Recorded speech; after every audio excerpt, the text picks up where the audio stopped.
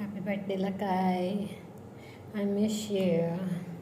Well, it's another year for another good trials sa'yo.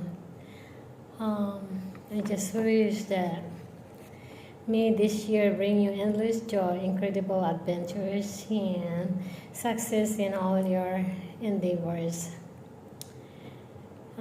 Hope ko lang lahat ng wishes mo ay ibibigay ng nasa taas ni Lord. May mga upside down tayo, mga pagsubok na tumarating sa atin, but that's a part of life. That's normal. And no one's perfect in this world.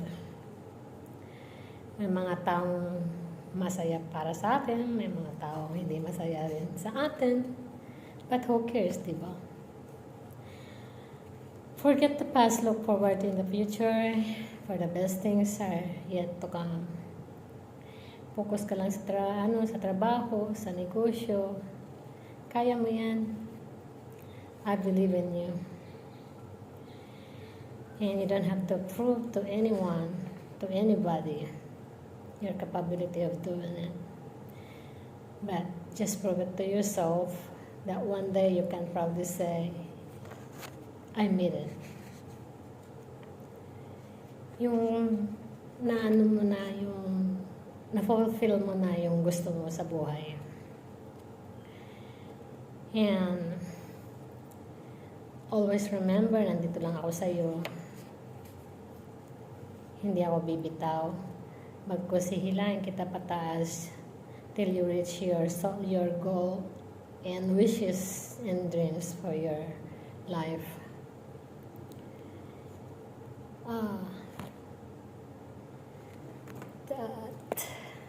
Nininervyos ako sa'yo. And for better and for worse,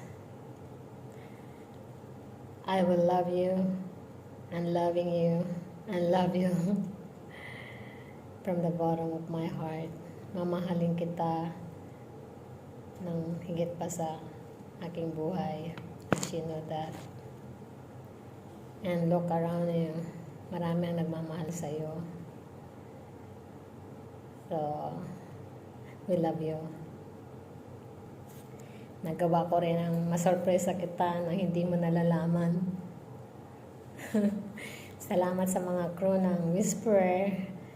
Thanks is not enough just to say it. But inside of me, my heart, papasalamat po ako ng buong buo sa inyo.